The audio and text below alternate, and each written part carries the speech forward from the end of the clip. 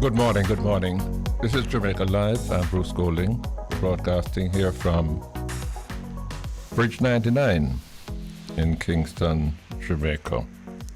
A little later on, we're going to be linking with Harry Jam in New York so that we can bring the New York diaspora into the program. We're starting a little late this morning. My apologies. But we're here, and we're going to be doing it as we do it every Monday. It's Jamaica Live on Bridge 99.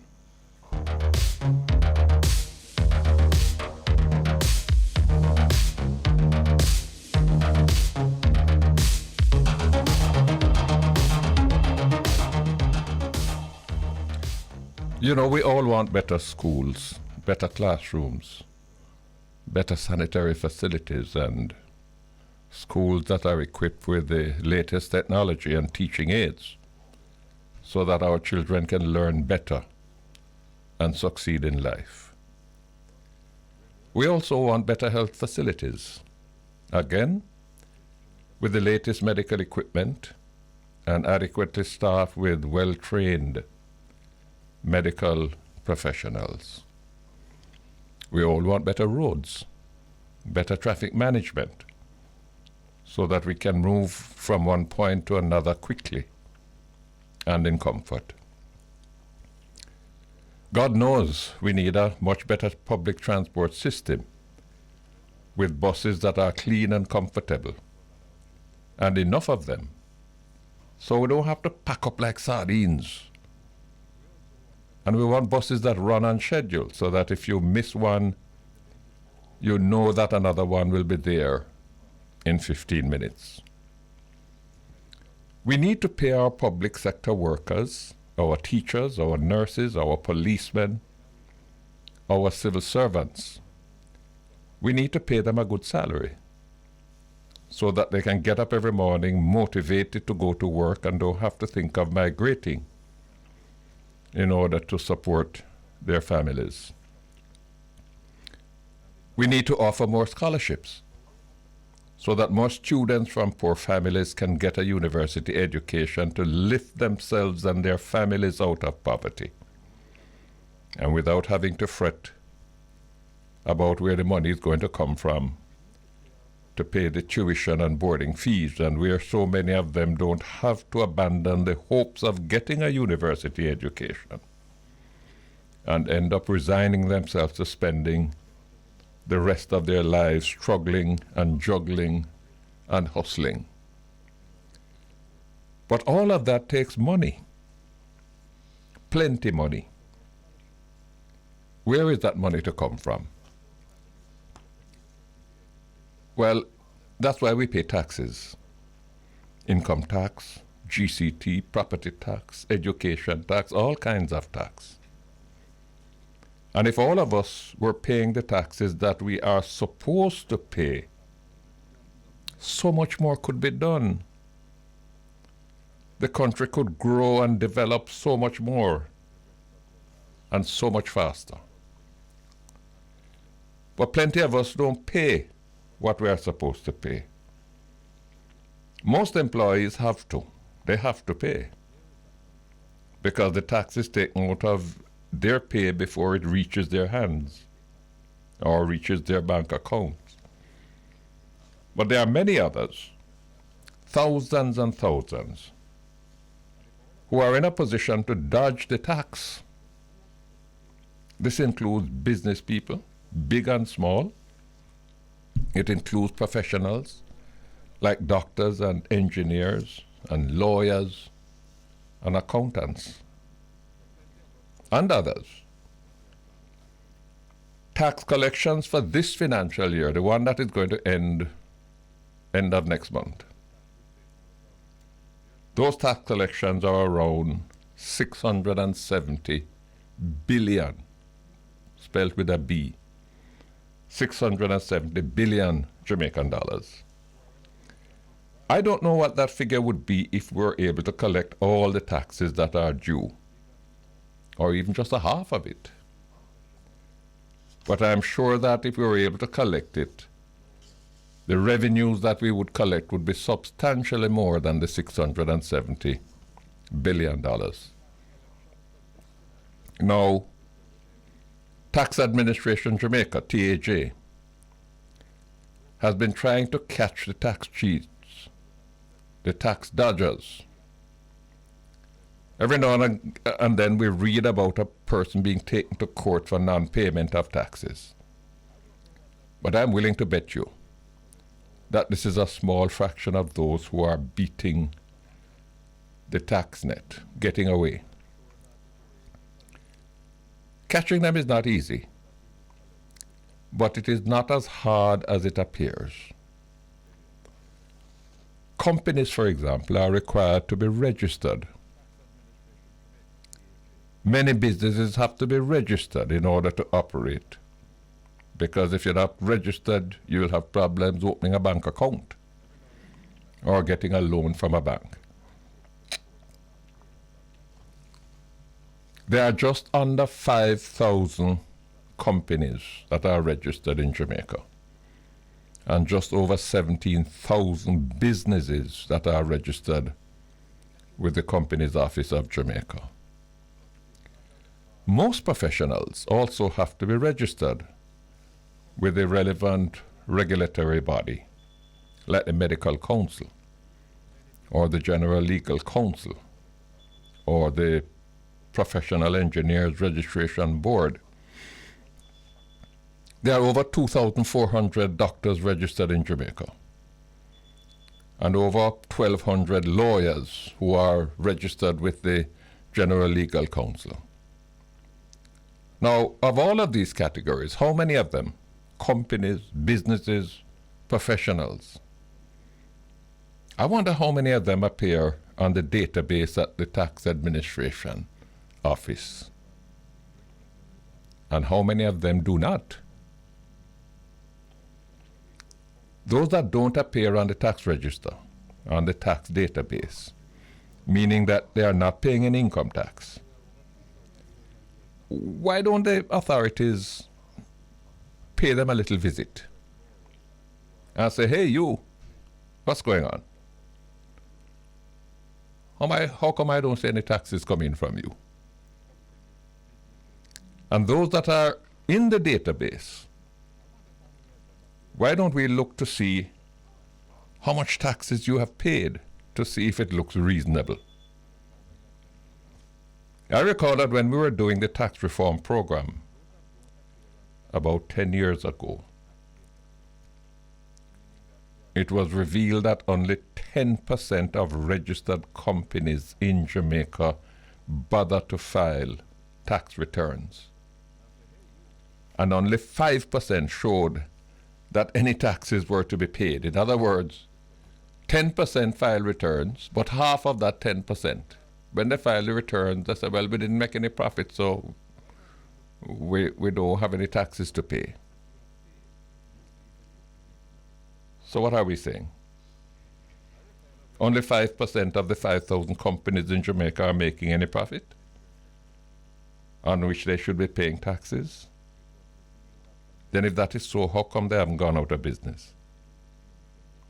Or is it that they are just managing to break even? Nonsense. And what about the other 90% who don't file no returns?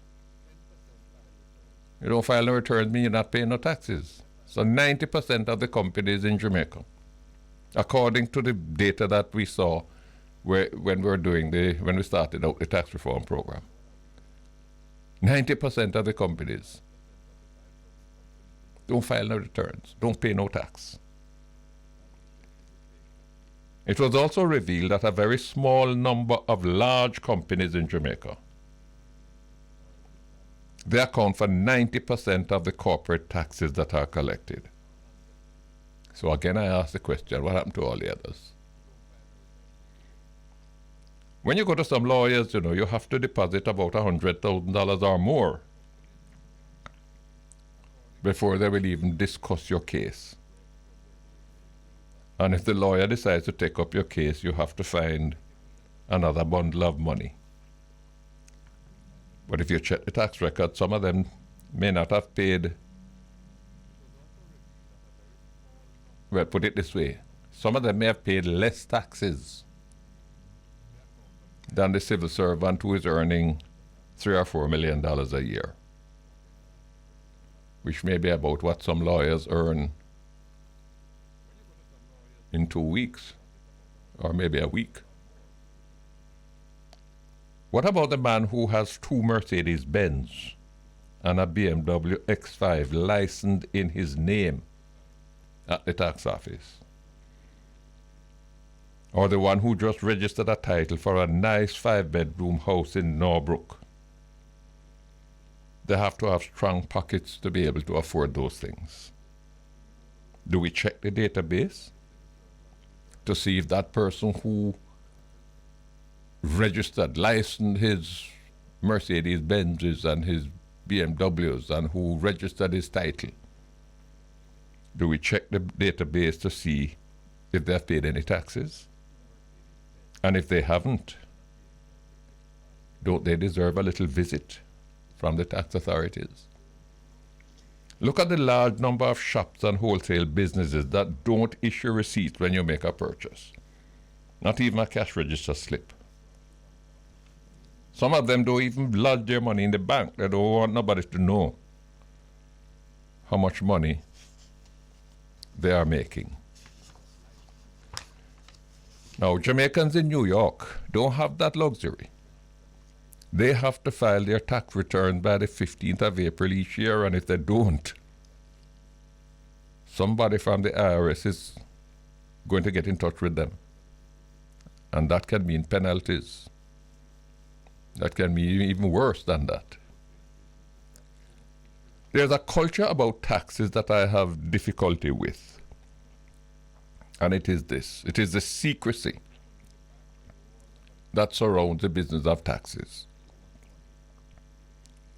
A person's tax matters, it is argued how much they are supposed to pay and how much they have actually paid. That those are highly confidential matters, and no one other than they and the tax authorities are supposed to know about it.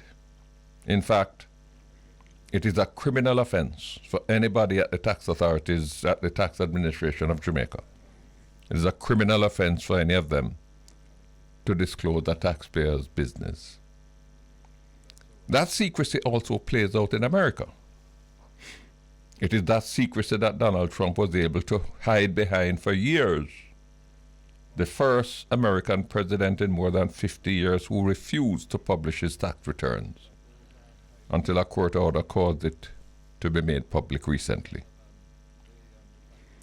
There are some countries that take a different approach altogether. Norway and Sweden are different with regard to tax transparency.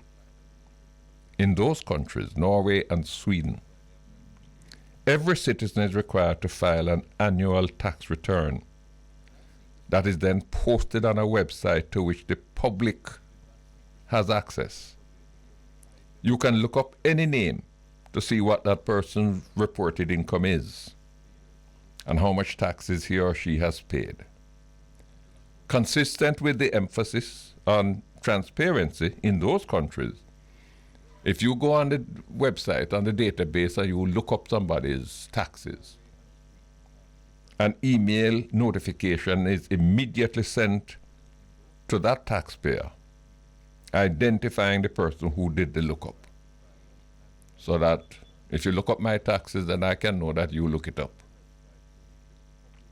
Finland is not far behind. The difference in Finland being that you can't access it on a website. You have to visit one of the tax offices, and when you go there, you can get access to the database. There would be a big hue and cry if such a system were to be introduced in Jamaica. But if we had such a system, much fewer people would be able to escape the tax debt. The contractor who is busy putting up multi-story buildings, or the developer, and the high-profile lawyer whose tax records show only a couple $100,000 of taxes being paid, they would now have a real problem. If you saw someone sporting a Rolex living in an expensive house, driving some posh vehicles, and has a boat sitting on a trailer in his yard. But when you look him up, he's not listed as a taxpayer. Or what he paid is just a pittance. You know something not right. And you could call the tax authorities and say, listen, you need to check out this man. The entire public would be watching the taxes that are paid. And those who have been able to dodge the system for so long, they couldn't mess around. They would jolly well rush into the tax office to pay their taxes in order to stay out of trouble. If we were able to fix the tax collection system to plug the holes and catch the tax robbers, because that's what they are, not only would there be more money to improve our schools and hospitals and pay our public sector workers better, but we would be able to ease the burden on the 400,000 PAYE workers who, because they can't escape the tax net, they have to bear more of a tax burden than they should. Tax evasion, how bad is it? And what can be done about it? That's what we're delving in today when we come back from the break. Welcome back. It's Jamaica Live on Bridge 99. Today we're talking about tax evasion. Those people who do not pay their fair share into the public purse, but some of whom are probably enjoying more benefits from the public purse than those who have to pay more than they should be paying. The implications for the country, and most importantly, what can be done to bring it in line. And we're very pleased to welcome our first guest to pursue that discussion. He's a well-known journalist, former member of parliament, but perhaps his most important title is Governor of the mighty Republic of Montego Bay. Lloyd B. Smith, welcome to the program. We don't have him on yet after that bossy introduction I gave him. We're trying to hook up with Lloyd B. Want to get his perspective on this issue because it's a real problem. Lloyd B. Yes, sir, Bruce. Good day to you. How are you? I'm okay. A little bit under some pressure here, but I'm all right otherwise. Man, I passed through Moby a little over a week ago. Uh-huh. And first of all, that traffic congestion you have down there would kill anybody. Oh, yes, it is. Bad. But apart from that... It's like a terminal disease. Apart from that, I'm told that if I wanted to stay over, no point in my stopping at any hotel to check in because there is no room. Quite. You're all full, yes. So tourism is really back in all its glory, no? Yes, it is. Doing extremely well. That's good. And I hope more of the tourists are hitting the road so that the ordinary people can get a little benefit out of it. Well, there's a rub because I don't think not enough of that is happening. The most of the all-inclusives, although it is not heavily publicized, but they do encourage their guests to stay on property, albeit it would have been nicer for them if they went off property because they would consume less food and beverage. Yeah, but I think a lot of the onus has to be put on the tour operators, because they're the ones who are going into these all-inclusives and picking up the people and taking them to various places. Yes, I think they have a responsibility not just to take them to the, the Tappanaris attractions, but also to expose them to the Jamaican people because it is our people and our culture that drive tourism more than anything else, Absolutely, and unfortunately we still see based on the both anecdotally and statistically that not enough shopping, not enough interaction in the wider society happens. For example, even in Montego Bay, seeing a tourist anywhere outside of the hotels is an unusual occurrence, and that tourist may even be deemed to be, slightly off his or her rocker, which is unfortunate. But there's another issue too. Two things.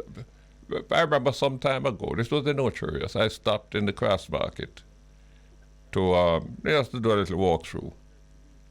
And when I looked at the wares that they had offering to tourists, when I lift it up and turn it upside down, made in China, Yes. made in Taiwan. Yes. People don't have to come all the way to Jamaica to buy Chinese goods. Absolutely not. And I think the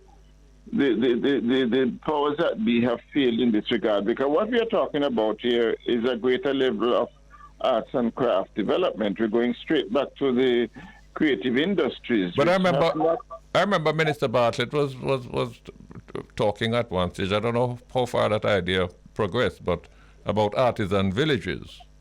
Yes, one was a major one was supposed to have been built in the Falmouth area. I don't know if it is yet in operation. Because when you go to other destinations in the Caribbean, the tourists can actually see the artisans at work preparing the stuff which they buy, and that in itself is a fascinating experience. Unfortunately, this made in China thing it really is a blot on our national psyche, because it suggests that we do not have the capacity or the willingness to develop our creative industries to the point that they can be monetized. But another thing too is that our creative practitioners, they must be reasonable, they mustn't look at one piece of carving and believe is the last one they're going to ever sell, so they have to make a killing off of it. It's a question of supply versus demand. Sometimes remember too that a lot of times they may only see a few tourists at any given time. For example, when the cruise ships come in, that perhaps is their best time. And some of the tour operators, if not all of them, they are very selective in where they take their people. And I guess that some of that is based on the fact that the craft people have to give them a little something to bring the tourists there. So again, competing with the inbound merchants who are more than willing, I understand, to compensate the Juta and other drivers to take their tourists to their destinations or to their stores, then you have that sort of anomaly there. And it's a fact, Bruce, because I've seen it happening, which is why many years ago I had suggested, when I was more active in the Chamber of Commerce, that there ought to have been an attempt, and a meaningful attempt, for example, to establish the craft market closer to the ports of entry, the sea, the cruise ports, because you go to the Bahamas, for example, and the tourist walks right off the ship into the craft market. Well, as you mentioned that, and I don't believe I'm taking any secret out of school, but I gather that there are advanced plans now for a boardwalk that will stretch from Freeport, where the tourists would come in, all the way to the hip strip.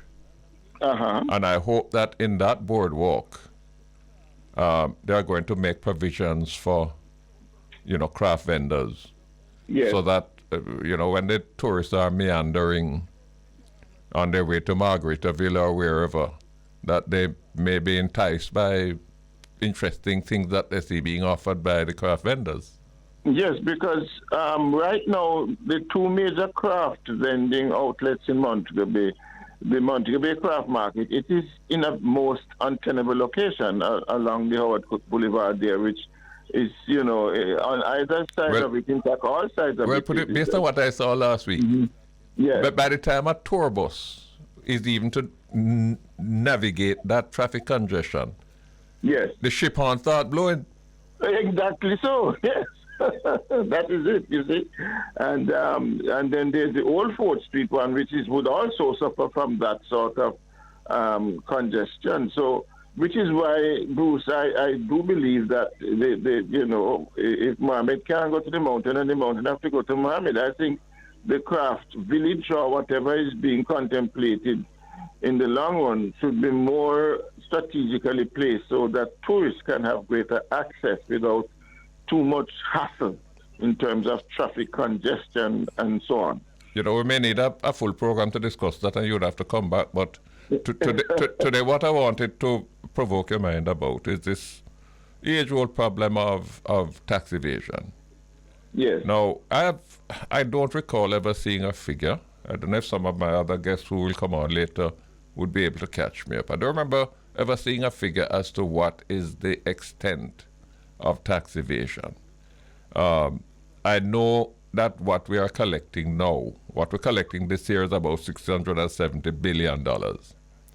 But if we were able to really enforce tax collection and improve that by, even 10%. 10% of that is 67 billion, my friend. Absolutely. And if we're able to improve it by 20%, that's 130 odd billion. Look at what 130 odd billion could do in terms of the condition of our hospitals and our schools and so on. The last time I heard it was something like only 30%. I might be wrong. Paying taxes, and I think the major tax trap for the government now is the GCT because of the mechanisms there. But yeah, it's an efficient collection mechanism, and even that some people find a way to beat it, but. Oh yes. But I think, Bruce, for our listeners' education, you perhaps are more astute in these economic matters. But could you perhaps explain the difference between tax evasion and tax avoidance? No, because I gather one is criminal and the other one is creating. Tax avoidance is when you look very carefully at the tax laws and see what provisions in the tax laws you can utilize. Yes. In order that you end up paying less taxes. So it is not illegal. Yes. And if you have tax laws that have a lot of loopholes, then a business or a company or a wealthy income earner with a good accountant and a good tax lawyer, they will find every loophole in there. Yes. I mean, that is what Donald Trump is supposed to have done. Why I think year before last, he only paid $700 taxes for the whole year. Indeed, yes. So, but tax evasion now, tax evasion is when you break the law, where the law says you have to pay $100, and you contrive to pay $50, or you contrive to pay nothing at all. Yes. And the point I was making earlier, is it's going to be hard to catch every tax dollar that the public purse is being defrauded of, right? Yes. But there are some things that I think you can do. As I said, for example, we have 1,200 lawyers registered to practice law in Jamaica. How many of them are on the tax roll? I don't know. Well, doctors. We have 5,000 companies registered in Jamaica. 5,000. Now, granted, some of them may be inactive companies; they're not trading. But of that 5,000, only 10%, around 500, file tax returns, and of the 500 that file tax returns, about 250 file tax returns that show that they made zero profit. Now, if you made zero profit, then good God, how you stay in business? You mentioned is voluntary service you're rendering? You remember you mentioned a while ago the business of tax avoidance and how creative an accountant can be with the books. Yes. We look at the United States, for example, and their Internal Revenue Service, the IRS, is legendary in going after tax dodgers or tax evaders. Well, I made the point. I mean, we have Jamaicans in New York, and them Jamaicans in New York know that you have to file your tax returns by the 15th of April. Yes. And if you don't, watch out. But in Jamaica, I mean, 90% of companies don't file no tax returns, and they're not watching out. No, and we are in that season now for tax returns to be done shortly. We're approaching February, March. We are in February and by March because the financial year ends next month. And all we see are some media things saying, well, pay your taxes. Now is the time to do your returns. But that is not sufficient, I think. And the reality is that there has been created in Jamaica a culture of not wanting to pay taxes. I know some business people say, what am I paying the taxes for? I drive on the road and there are potholes mashing up the vehicle every other day. The garbage is not being collected. They go on and they say they don't see the reason why they should pay tax.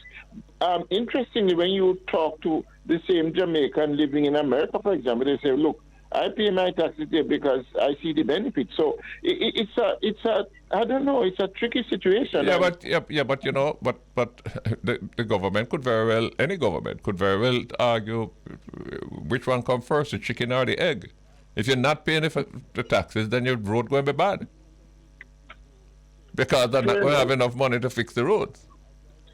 Yes, it could argue if we argue that way, but I don't know if in the Jamaican situation there is not some amount of reasonableness in that argument, though, Bruce. No. I'm not dismissing the argument absolutely, because people have a right to say, well, all right, I'm paying taxes, but what am I getting for the taxes? Mm-hmm. But two things. One, I would sit down those persons and say, well, tell me how much taxes you pay. And when they tell me, well, for this year I paid $236,000 worth of taxes, I said, well, how much policemen you think that can pay? And how much miles of road you think that can fix? So that's one. But the second thing is that they have a responsibility, no? They have a duty. And when they don't pay their fair share, then it means that those persons, like the persons employed in your newspaper, who you have to deduct those taxes before they even get the little pay envelope, Absolutely. Those are the ones now end up having to bear your burden because you have found a way to avoid having to pay the taxes or to evade the taxes. Yeah, and that is the point I was coming to, Bruce, that we have this lopsided system where the PAYE person is who has to bear the full brunt of the tax acts. And one wonders again, well, GCT is now at 15 and a half or 16 and a half. Some people have argued that maybe you should increase the GCT and lower the PAYE. People would spend more as a result. I don't know if there's any. I don't know if that is a fix. I believe because I believe that all that is doing is that is providing some relief to the tax collector for not catching the people who are dodging the tax. I mean, you know why the thing sort of stares you so defiantly in the face, Lloyd B?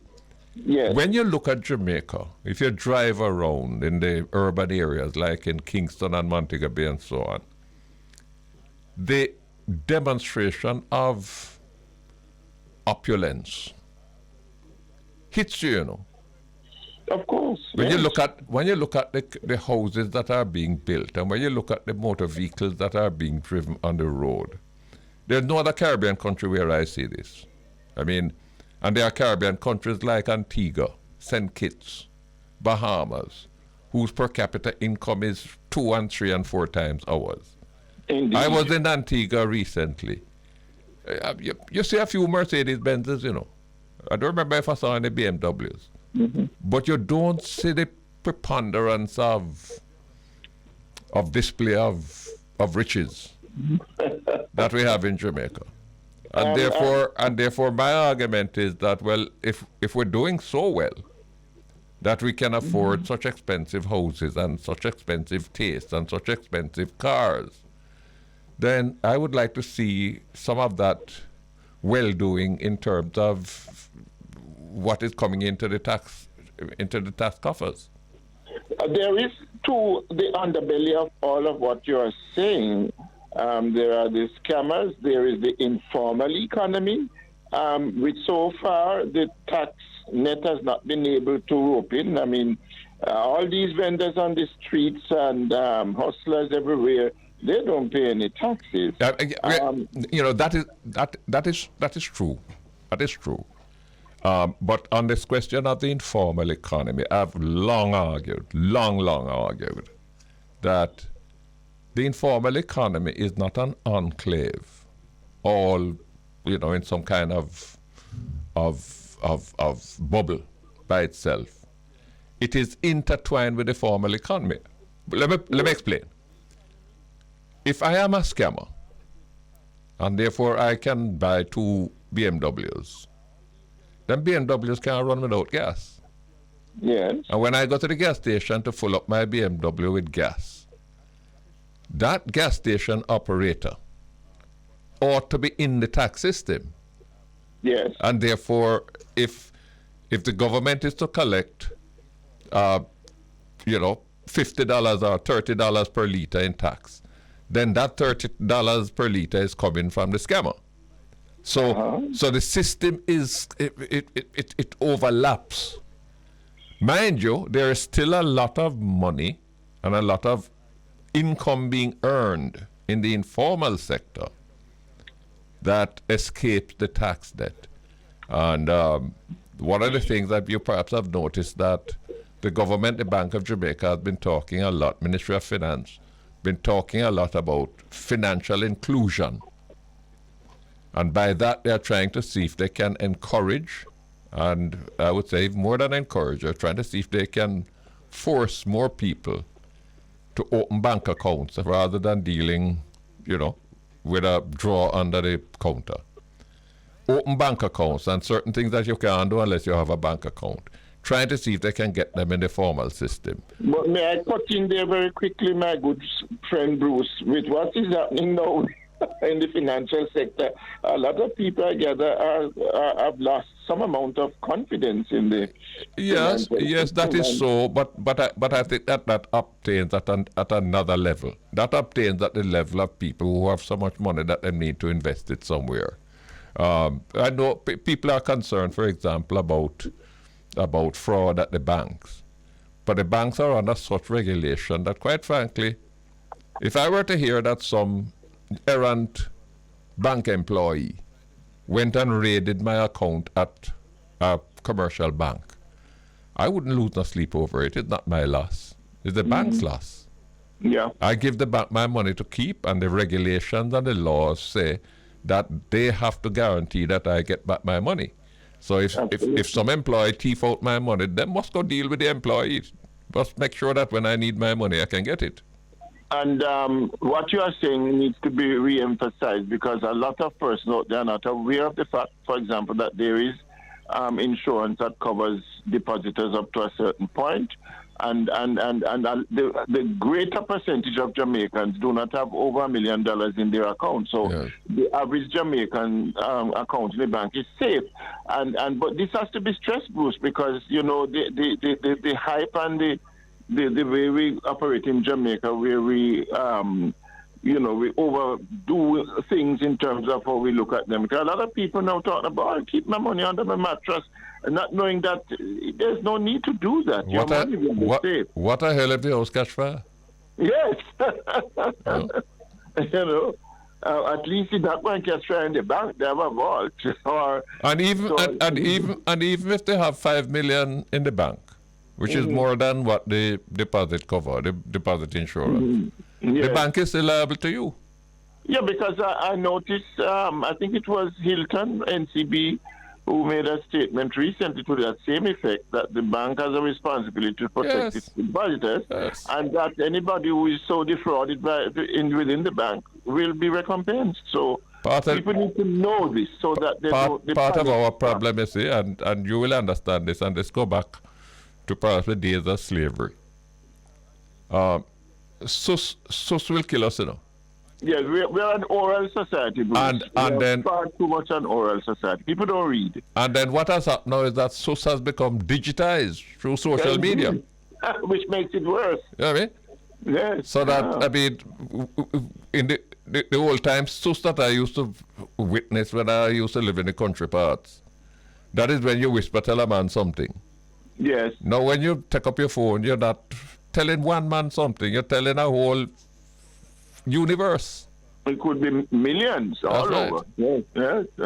But back to this question though of the tax. The tax. Can I tell you something? I believe I pay more income tax out of my pension than many professionals are paying. Yes. And my pension is calculated on the basis of a reduced salary, a reduced pension, because although I was entitled to the full pension, the law that I brought to Parliament, which reduced the Prime Minister's pension from full pension to 2/3, that could only apply to people who became Prime Minister after me, because the law can't be retroactive. No. But I felt that in principle, since I was the person who introduced that, I elected by letter sent to the Minister of Finance, who at that time was Dr. Peter Phillips, that look, even though I'm entitled to a full pension, because of this change that I initiated in Parliament, please ensure that mine is reduced to the same 2/3. And even with that 2/3, I'm paying about $1 million a year in income tax from my pension. Yes. And I'm sure that that is more than plenty contractors out there who are building, posh apartment complexes all over the place. Multi-billion investments out there. That's right. And what have you. Yeah.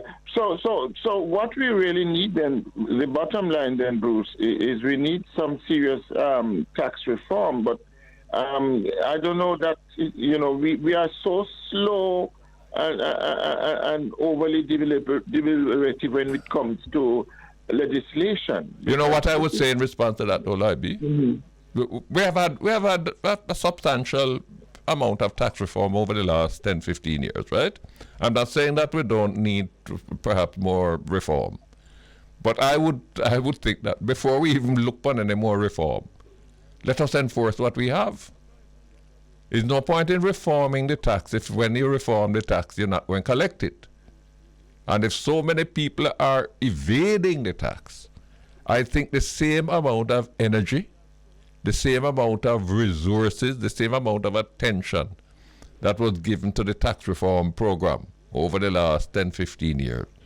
I think we should spend even 2 years now and say, listen, we're going to start collecting those taxes, But part of the problem, and I will tell you this, is that tax enforcement, collecting taxes, can be politically unpopular. I know of people, for example, who have said, boy, I will never vote for the JLP again when I was in office. And I said, what's your problem? Because the tax people them down on me.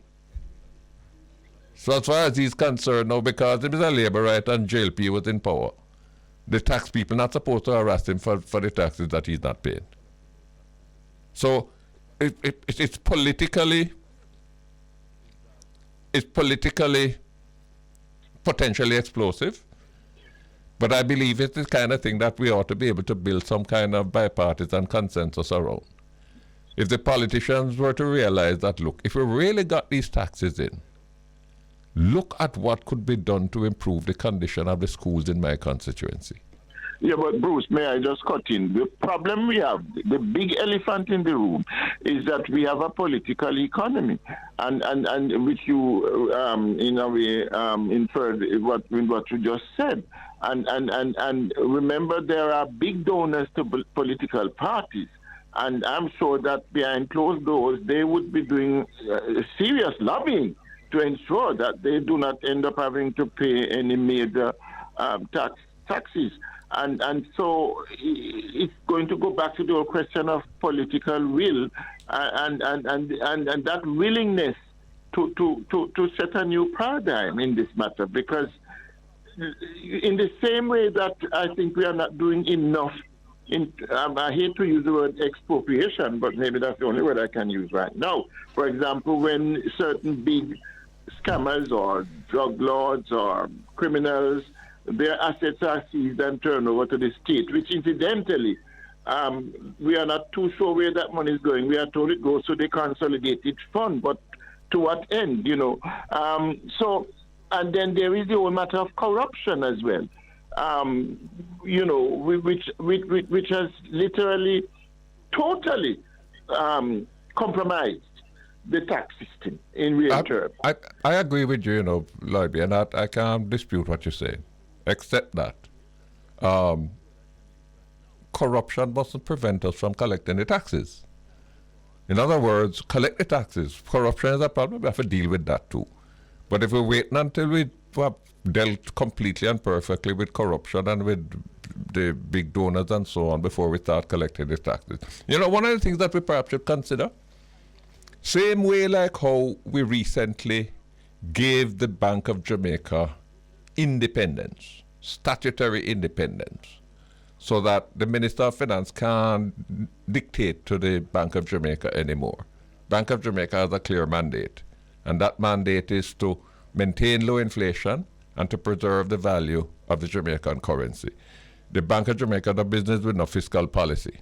But fiscal policy, because the Bank of Jamaica has that authority and independence, fiscal policy better fall in line with that.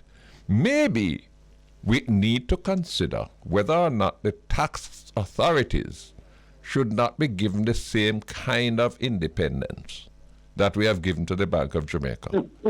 so that when a Lloyd B. Smith come to me as Prime Minister Bruce Golding and say, listen, man, the people have harassed me over taxes, I must be able to say to Lloyd B, I'm sorry for you, but I can't do nothing about it. Because I can't interfere with the tax people at all. They're independent. And with the insistence of the IMF, if you recall, yes, we had moved slightly towards that kind of thinking with the matter with waivers. When you remember, yes, ministers could willingly give waivers to their friends and political affiliates. Yes, you're right. And yes, that's perhaps down the road we should be going, similar to the IRS, where a former president like a Trump or whoever is not untouchable.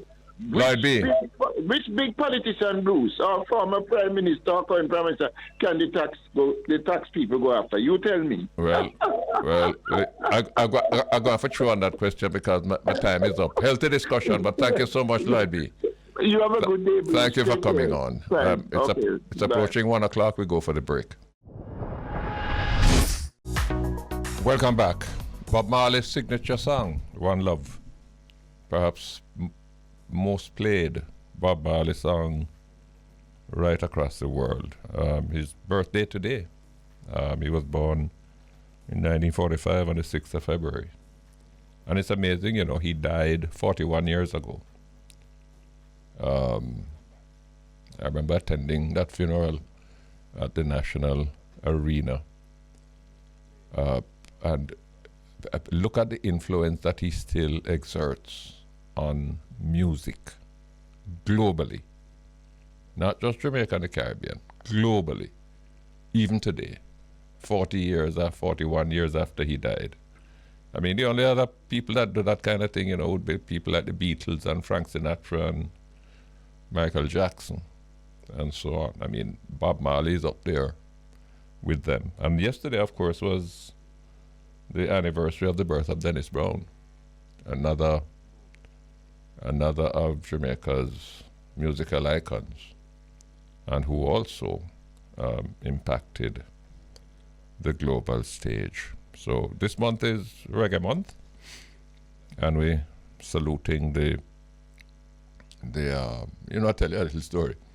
When Bob Marley was battling with cancer and facing the very end, because the doctors had given him the prognosis, that it wasn't looking good. And I remember Mr. Seaga was Prime Minister at the time. Mr. Seaga managed to get him on the phone to inform him that the government had decided to confer on him the order. Was it the Order of Jamaica or Order of Merit? One of the high honors. And of course, Bob Marley was not well, but on the phone he said, "Big man, anything you say," which perhaps was a reflection of his humility, because throughout his life he was that defiant, but he wasn't a boasty man and didn't sort of flaunt his success on other people. So we hail them all up in Reggae Month. Today we're talking about tax evasion and its implications for Jamaica and what perhaps can be done about it. I'm very pleased to welcome now my next guest, economist, financial analyst, public commentator, and more recently, football administrator, Mr. Dennis Chung. Hi, Mr. Golden. How are you doing? How are you doing? How is football? I'm good. It's good, I mean, people don't recognize, and you would know as someone who has been in politics, how huge it is, not just from a social point of view, but the amount of resources that run through it is, when are we going to recover or recapture the excitement that we had back in 1996, 97? Yeah. I remember jumping on a plane and flying to Washington. Yeah. To watch the Reggae Boys play. Yeah. I mean, so motivated I was, I think that journey has restarted. I mean, what I see from the new coach, this is a real professional. He has presented us with a 4-year plan for his entire contract of all the games he wants to play and everything, and how he's going to progress it. Well, that's the other thing that the fans have to understand. This is not going to be an overnight business. No. And therefore, they mustn't pass judgment with every match. No. He presented a 4-year plan. He's looking at prospects from around the world, and then this deal with Adidas, it is huge. I mean, the sites actually crashed today. Is that right? The amount of people going on, the sites went down. Because everyone wants to get a piece of the jersey. We think about it locally, but the impact, since I've been in this, just to hear from people overseas, the impact that Jamaica has in its football around the world. I remember one youngster, a teenager, sending a letter to JFF saying that he's a fan from Sweden with $120 to send a jersey to him. Is that right? Yeah. Well, keep it going. Yeah, man. Dennis, this year we're expecting to collect $670 billion in tax revenue. Yes. We have spoken for a long time about tax evasion. Part of my problem, which I want you to help me with, is that I'm trying to see if I can size it up, and I can't. Is there any authoritative, any quotable estimate as to how much taxes we're losing through leakage?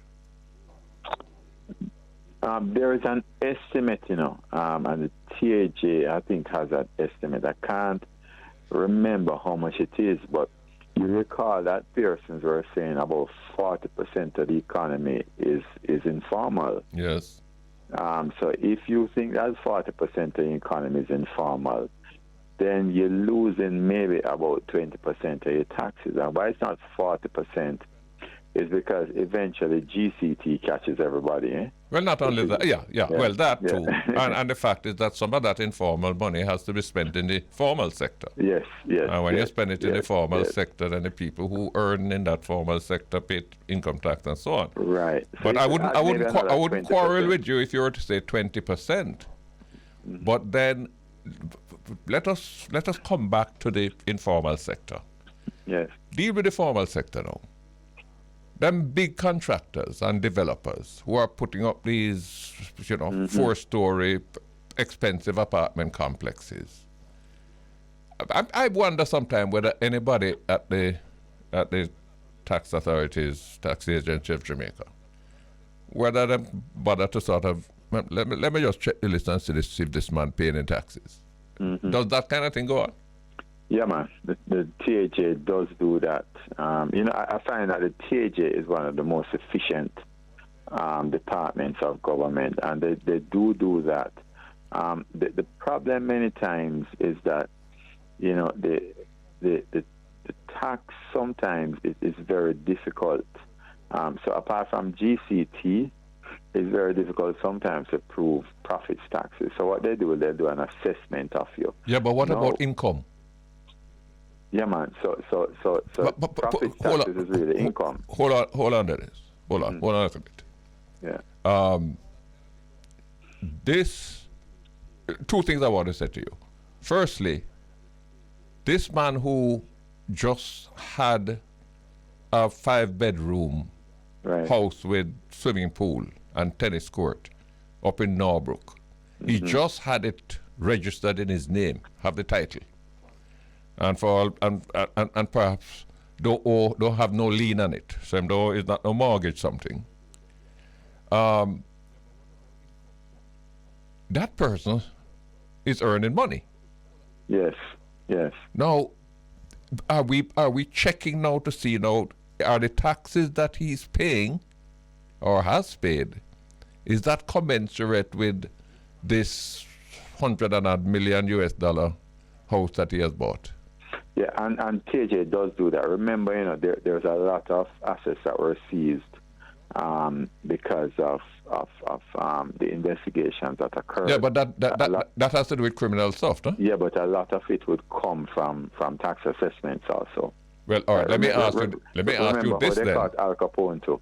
I don't want to beat up on THA, because as a matter of fact, you may have seen some time ago I wrote a letter to the Observer, commending them for the experience that I had when I had to do some business with them. But I remember when we started out the tax reform program 10, 12 years ago, the figures that I saw then indicated that of the 5,000 companies registered in Jamaica, only 10% of them file returns. Yes.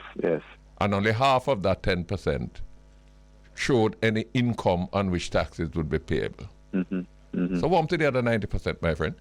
Yeah, well I mean, granted, some of those companies may be inactive. Yes. And granted, some of those companies may be losing money. Yes. Right? But 10%? Yeah. So 10% of your companies make the most money anyway in Jamaica. So if you look at the companies that are listed on the stock exchange, those are the primary earners, right? And you might have one or two outside of that can be considered really big companies like the ATL group, right? But most of the large companies will be listed there. Now the small companies, and this is the challenge that Jamaica faces. Most of that 90% that you're talking about are really SMEs, right? And you're talking about very small micro companies, right? Or just above micro companies, small companies, right? So the way of monitoring and capturing those people is very difficult, right? Because you're talking about a one-man company. Why is it so difficult? Well, because but the reason, the numbers that you are putting out, the reason why it is like that is because so many of them are not paying no taxes. In other words, if so many of them are avoiding or evading the tax, then the Grace Kennedys of this world and the Jamaica producers of this world and the Mussels of this world and the ATLs of this world, the amount of taxes that they are paying is going to loom large. And it looms large because so many people not paying. If they were paying, then these companies would still be significant, but that it wouldn't be the 95% of revenue that corporate taxes that they are now showing. Right, and I agree with you, right? I agree with you.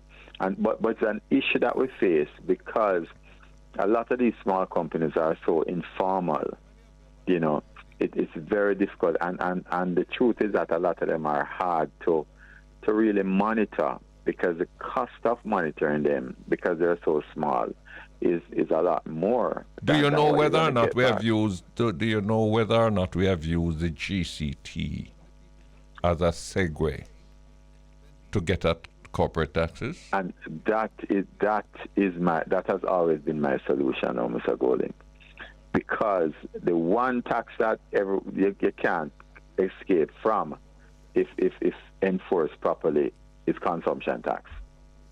Every other tax, it is easy. It is easier. Not easy, but easier to evade it. But right? but the point I'm making, Dennis, is that if I see now that your GCT collections and presumably your returns are healthy, that means that your sales are healthy. Yeah, but it doesn't and mean if your sales are healthy, I would like. Mean it doesn't mean your profits are healthy. It doesn't necessarily mean that. But I want to satisfy myself. Yes, and you want to go in and audit. Yes. And I think the tax people do a lot of audits and do get around to most persons eventually. But because of the number of small companies you're talking about, I know it's difficult, and they do get around. I mean, you don't hear about it, but they do get around. Dennis, I would buy that argument if we were back in the 50s and 60s. When all of that was done by some big everlasting ledgers that weigh 6 pounds. Yeah. But with the technology that we have available now, I know of one hardware dealer, for example, who has a fairly, I wouldn't say he's big like, Blue Power Lumber, whatever they call him, but I'm doing well. And I happen to know that his warehouse was so overcrowded that he had to go and rent some space. Right. Now, I don't know whether I'm paying no taxes. I would just like to be satisfied that he is. Why is it, for example, I know that we have this cultural thing, and not us alone, many parts of the world, but that taxes are confidential matters. So I am not entitled to know how much taxes Dennis Chung pays. And Dennis Chung is not entitled to know how much taxes I pay. But why can't I, at least as a member of the public, why can't I know that, we have received taxes of the 2,400 doctors registered in Jamaica, we have collected taxes from so many of them. And how much taxes we have collected. No, I agree with you. That general information should be available. And the same for building contractors. Yeah. And the same for developers. And the same for engineers. Yeah. That information should be available. My solution, though, has always been that we should move more and more towards consumption taxes. So you remember when the Jamaica Labour Party government actually increased the threshold to 1.5 million? Yes. That was a great move. I think that was a great move. Why was it a great move? It was a great move because... You pick up a good portion of it in consumption. Exactly. Not only that, the cost of monitoring people below that threshold... Yeah, take your point. It's too much. Take your point. So more and more people you push towards consumption taxes, the easier it is. GCT, in terms of what you retain from it, is much greater than what you retain from income tax. Accept as well that if I happen to be earning $50 million,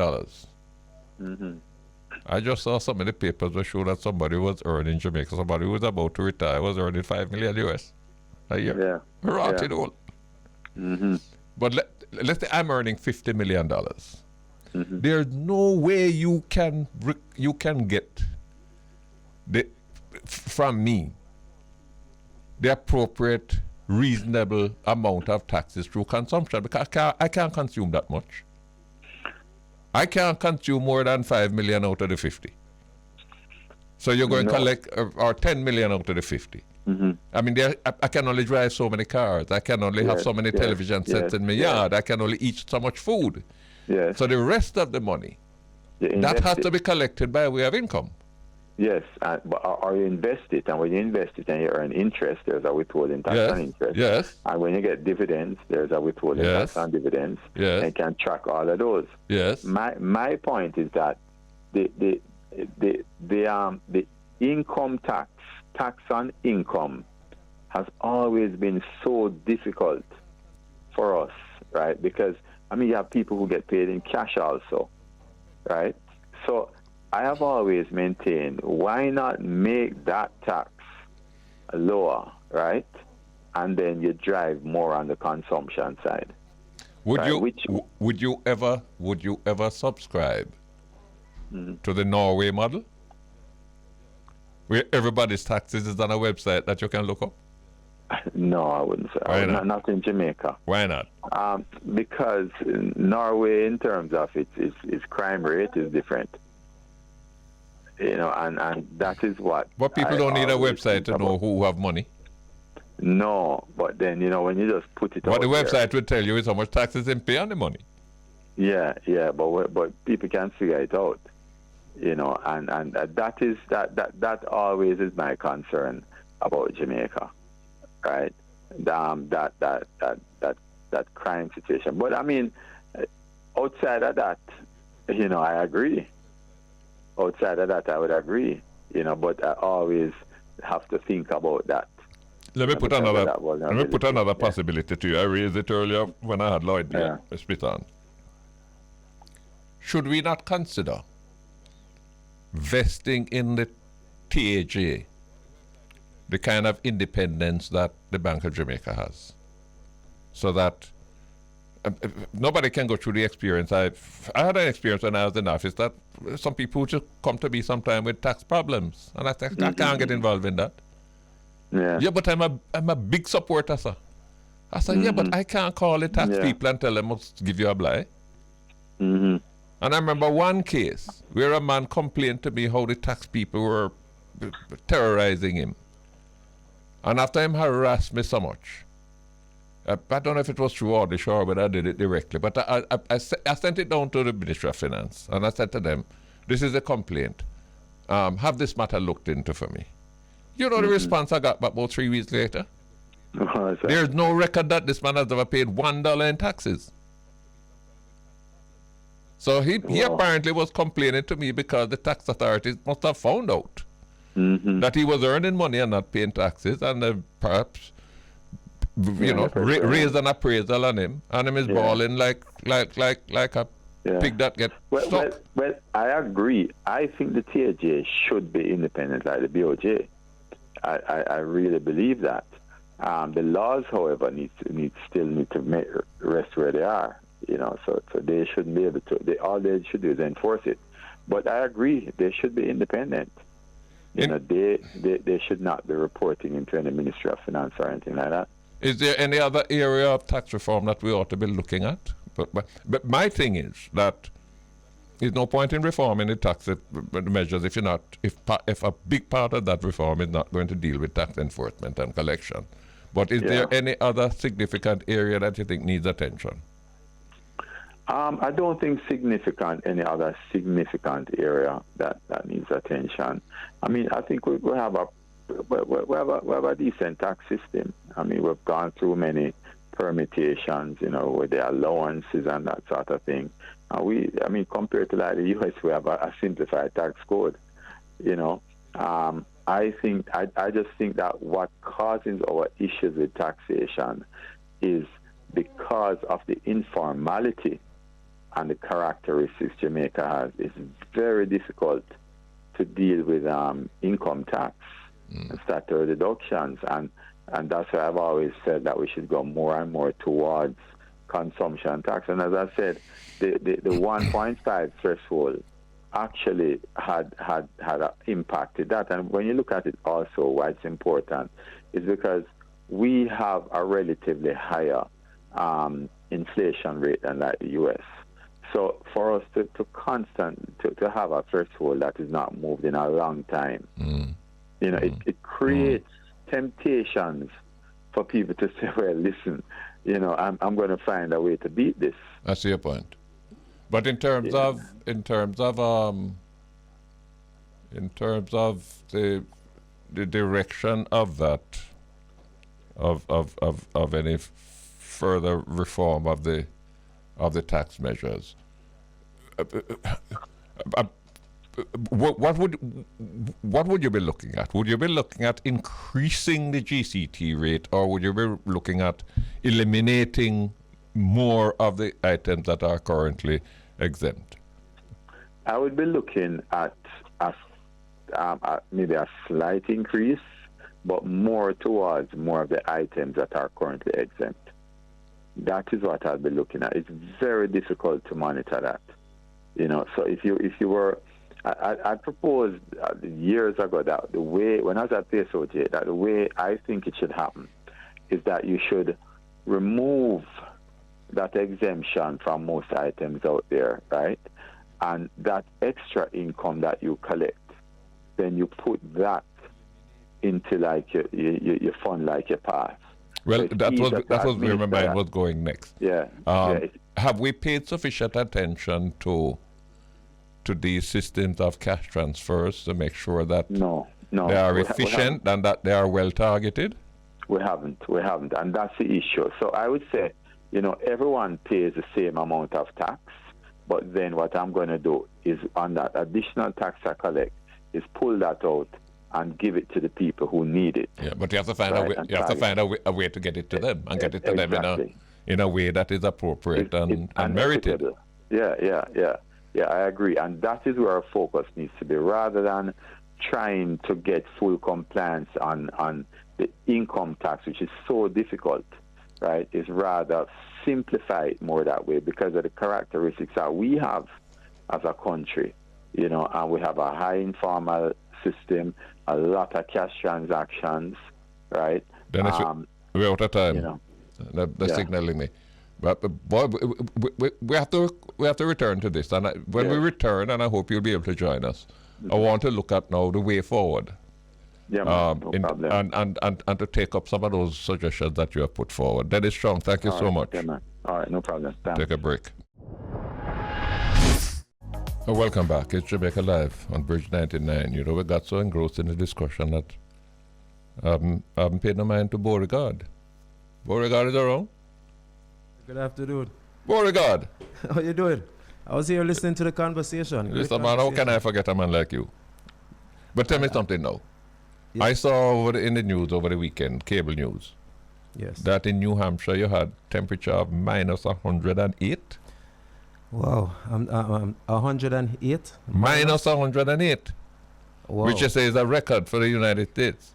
Well, I'm telling you, in this part of the United States, we were also in single digits. But no ordinary thermometer can measure minus 108. That's why I'm wondering. I would have to, but CNN would have had to have it wrong, but minus 108, which I say has broken the record. Wow. I really and truly did not see, but if CNN is saying that, I would have to go and look, sir. Well, but I know for this part of the United States, in the tri-state area, we were in single digits from Friday into Saturday night. That's how it was here. But you didn't get into minus, though?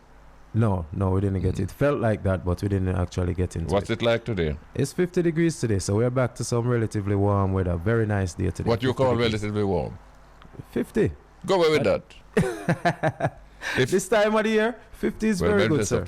If Jamaica ever wake up one morning and here is 50 degree temperature, every school closed. I'm telling you. And plenty factories and offices would have closed too. Yeah, man. But we give thanks for this 50 today because, we don't know how much longer this winter is going to last. And it hasn't been that bad. So when it's like this, we kind of expect that, it might get a little bit worse before it get better. Oh, look how long I tell you, must pack a grip, sing a song, forward, and find your way home. Soon do that, sir. Soon do that. Yeah, man. Sending a big birthday shout out to Bob Marley, yes. Robert Nesta Marley the King, Mr. Derek Harriott, also Mr. Bunny Ruggs, and to Spanner Banner. They're all celebrating birthdays today. That's good. And Dennis Brown yesterday. Dennis was when? Yesterday, Tuesday? I believe, was it? No, one day last week, huh? The first, yes. Yes. So yeah, we hail them up. And also congratulations to Kabaka Pyramid on bringing home the Grammy for Best Reggae Album. Yeah, fabulous. Yes. Fabulous. Beauregard, have a good week. Keep warm. I will, sir. You do the same. Yeah, tax evasion. That's what we're talking about. We want to bring onto the program now another prolific thinker and writer. Pro-Vice Chancellor of the University of the West Indies, Professor Denzil Williams. Professor Williams. Hi, Prime Minister, how are you? I was listening to your good commentary on our music. And let me congratulate Barbara Pyramid as well. I'm sure Stephen Golding will be happy for that as well. Yes, I'm sure. Yes, man. Very good news. Very good news. We're talking about tax evasion.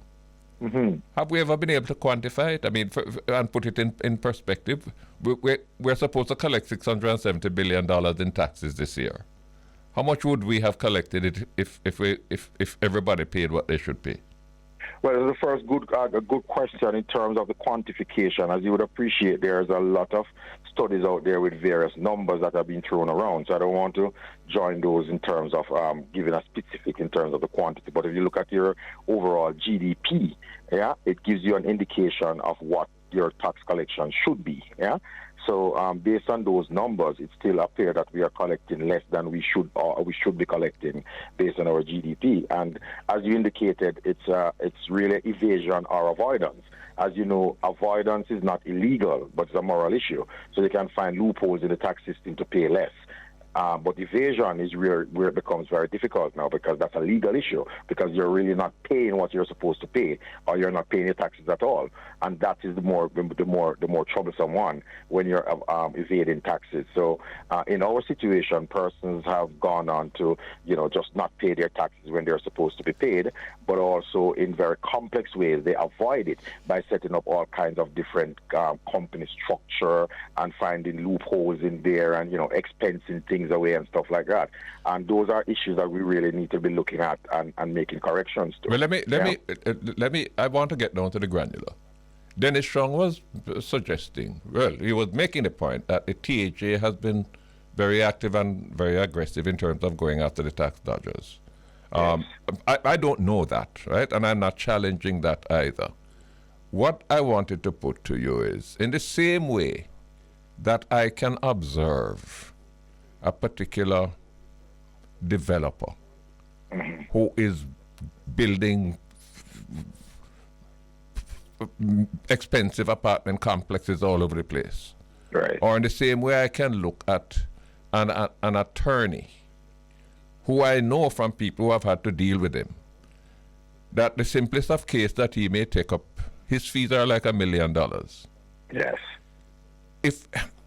If I can observe that, or if I can get that kind of anecdotal stuff, I'm sure that the people at the tax authorities do.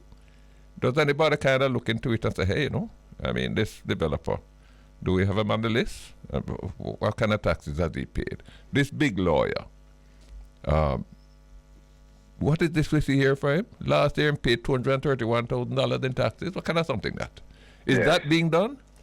Well, that's the first point. You have to get them, you have to identify them. But having identified them, which I think they have, based on where we are now, they have identified them. But the challenge is, having identified them, there are so many loopholes in the tax system that they are now able to get around not paying their fair share of it. Yes? And I think that is where now the TAG has to now pay some attention, because what you will find is that you have the big lawyer on the list, but the big lawyer has a law firm in Jamaica, but that law firm has a headquarters somewhere in BVI or somewhere in the Cayman Islands and stuff, and they pay 5% corporate tax. And this law firm, that the practice that they have in Jamaica is just really an operation that is paying over all that they do to a parent company. You follow? So as a result of that, now that complexity shows that I don't have to pay the 25% in Jamaica. I ended up paying 5% of the thing. So yes, they're identified, but how do you actually catch them? And that brings me, PM, to a bigger point.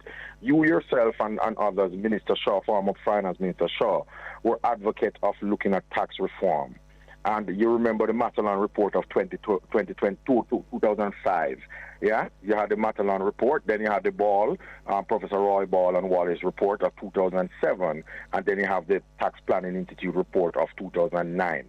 And one of the things that all of those three reports I just mentioned, where they were going is that if we're going to be able to catch that lawyer or that developer that you just spoke about, rather than allowing them to have this complexity where they're avoiding the tax, they're not evading it, what you should be going at is looking at more indirect taxation.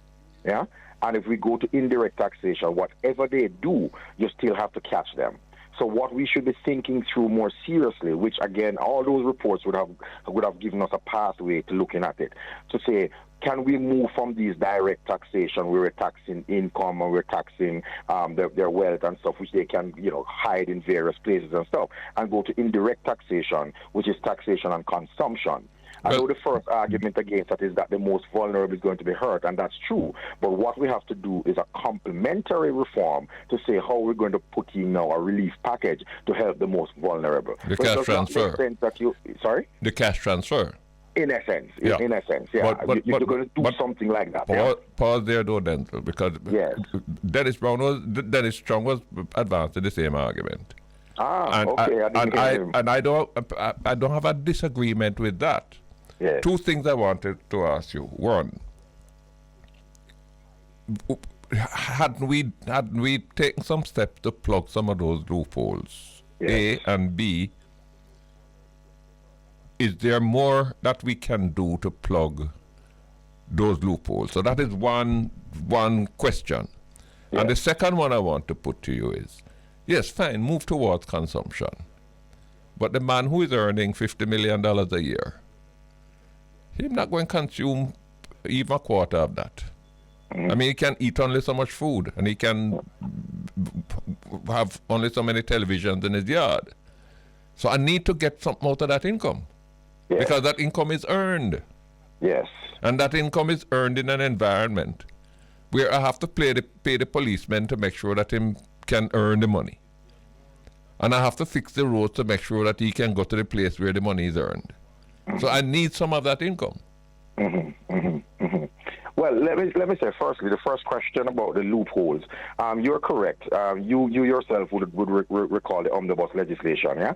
At that time when we were very active with putting in a lot of these omnibus legislation to deal with things like, incentives that people, concessionary agreements that people get and all those kinds of things. I think we're tightening up on those right now. We're making it much more efficient and we're making it much more equitable. So the truth is that progress has been made, and especially since the Matalon report of 2005, a lot of progress has been made in terms of making it more equitable, making it more transparent, and making the thing more efficient as well. So we can do more, and there is more that will be done. But the second part, the second question rather, which has to do with the income earned. You're correct. We're not saying that you need to go exclusively to indirect taxation. So there is going to be a place for direct taxation as well. And how you structure that system, you have to make it now be a more progressive system. Yes? So if the man who earns $50 million, you are very correct, based on basic economics, a guy who earns that amount of money is not going to consume maybe half of that. More than likely going to go in investments and all those kinds of things. So the question is, how do you now capture the tax on returns from their investment, for example? Yeah, how do you capture the tax from wherever they're going to make the apartment that they buy, the transfer tax that they're going to pay, the property tax that they're going to pay for these kinds of things? How do you capture tax from that? Yeah, you have to look at a system that does that, but also now you combine that with the indirect taxation, which the majority, because despite what that guy does with the 50 million, he still has to consume very basic stuff, but also he will be consuming ostentatious goods. How do you now put a consumption tax on ostentatious goods? That man may be flying out every 2 weeks or every month to go and take a holiday with his or her family and stuff like that. You have to capture that in a ticket tax, for example. Yeah, that man may be using his credit card, or that woman may be using her credit card to shop at Macy's or to shop at J.C. Penney overseas. How do we capture that? How do we tax them on that? Those kinds of things. That's the kind of thing that we have to look at as well as part of the indirect taxation. Yeah. So I would not say it's exclusively PM that we just go to. All right. We're not going exclusively, but in terms of what more we can do to shift some of the tax burden to the indirect category, would you not necessarily have to look? There's a trade-off, no? You can either hike the GCT from 15% to 25%, right? Which has some serious implications, as you say, for the poor and the low-wage earners. I want to come back to that because I'm all for the business of targeting the assistance to those who need it. And I think we have the PATH program, which has been good, But I do believe that we really ought to do a serious study now as to how can we improve upon the system of taking the cash that we collect from the taxes and providing the relief to those people who genuinely need it. Right. And not in a system where, I mean, some people who genuinely need it get it, but there are many people who genuinely need it who just don't get in the system, right? That's one. But the trade-off would have to be, do you hike it to 25%? Or do you look at that large basket of exempted items and decide, no, well, look, there are some of these things. And some of those things are so emotional. I mean, for example, I remember the big political hue and cry over whether or not women's safety things are to be taxed. Yes. And the big question is, why not? Yes. Right? Now, I can understand you saying, well, certain medicines, you know, I could understand that. But even then, even there, maybe the way to deal with that is to target the assistance to the people who need it. Correct. So that they are able to buy the medicines. Correct. That's exactly the point. So what we really need is a more granular study to find out exactly where the most vulnerable people are. Who are they? What are the characteristics they display? Rather than saying we're exempting. Because you see, the problem that you have with exempting, PM and listeners, is that when you're starting to exempt, you're still going to allow those who do not need the exemption to get the exemption. And I give you a simple example, a simple one. Take, for example, corned beef. We all love Jamaica and Grace Kennedy and Lasco and all of them corned beef and wherever they're made, right? But do you know, so we exempt corned beef from, so say GCT. Do you recognize that the more wealthy people, they may be consuming maybe 10 cases of corned beef per month, just an exaggeration, yeah, to give to their dogs and their cats and somebody else, yeah? While the poor man who really needs it maybe only consuming maybe 2 or 3 Well, I don't think corned beef is the appropriate example because corned beef is subject to GCT, but the point you're making is... I know. I mean, there can be other stuff, like, like chicken meat. Right. But the point I'm getting at is exactly that. Those guys who consume the 10 cases, you realize they're benefiting much more than the person who's consuming the 3 cases. But Denzil, I mean, somebody can say, well, it's easy for you to say that, and it is easy for... I mean, Mr. Warmington would say it's easy for me to say that because I'm no longer in office and I can shut my mouth off all I want. But we're talking about something that would be politically not just unpopular, rotted, no? To go to really overhaul that exempt list. Yes. My own view, quite frankly, is that, you know, it needs to be looked at, but then I believe we're going to end up with a situation where we're going to be sort of tinkering at the periphery, you know? I think you see the risk that you run, PM, when you go that route, you see, is that the reforms that really are needed is going to take us a long time. But if you can can twin that reform with a proper transfer system. Yes. So if you say to the person that, listen, Denzil's grandma in Westmoreland who needs the transfer to buy those 3 tins of corned beef, right? You say to Denzil's grandma, I'm going to take $45 off your corned beef. I mean, I'll take $45 from your shopping list, right? So you're going to end up paying $45 more for your 3 tins of corned beef. But grandma sees in her pension book or whatever when she goes to the postal agency to collect her check, she sees that she gets a check for $45 more. But then, how do we in a country where we have 40%? The $45, exactly. The $45 that you took away, it's actually here, but it's coming in a different form. You follow? Yeah. So it is a matter of how you twin the policy now in terms of the transfer plus the reform that is going. But in order to do that, complete chaos if you don't have the other one coming. In order to do that, you're going to have to identify that grandma. Absolutely. And when you have 40% of your economy, being informal, right. where you don't have, it's not like everybody have to submit income tax returns so that you have a database. Agreed. You end up now with having to do a means test. Yes. And this is one of the systems that plagued the hospital fees that we used to charge. Right. Because the means test ended up being so arbitrary. I mean, if somebody had a television set in their yard, well, you fail the test. Yes. Well, a television set maybe is a second-hand one them buy. Maybe it's them daughter send it from abroad for them, you know. Exactly. Correct. So correct. it's something that confronted me when I was in office. How do we establish that of the 2.7 million people in Jamaica, these 400,000 or these 600,000 are persons who really need financial support out of the budget? And you put them on a system. If needs comes in, we have them clearly identified. And so we can say to them, well, you're going to have to pay the money when you go to the pharmacy or the shop. But look, every month, this is what is coming to you.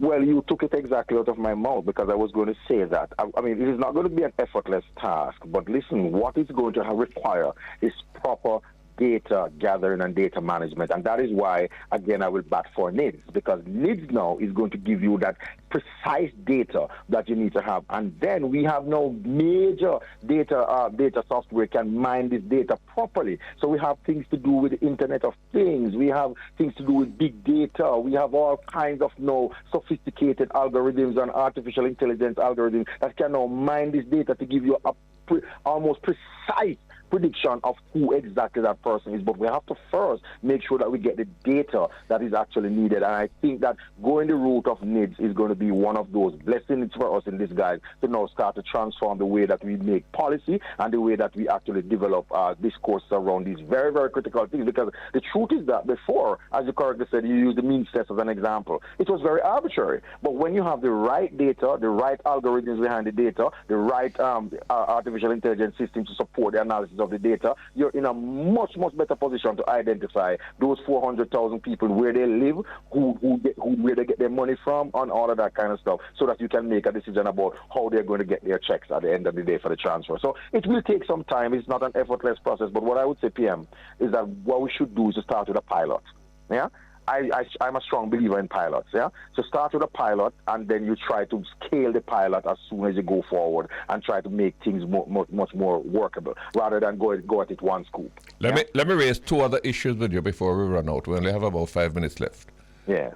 One is, do we need to strip away some of the veil of secrecy surrounding tax matters and tax payments and tax collections?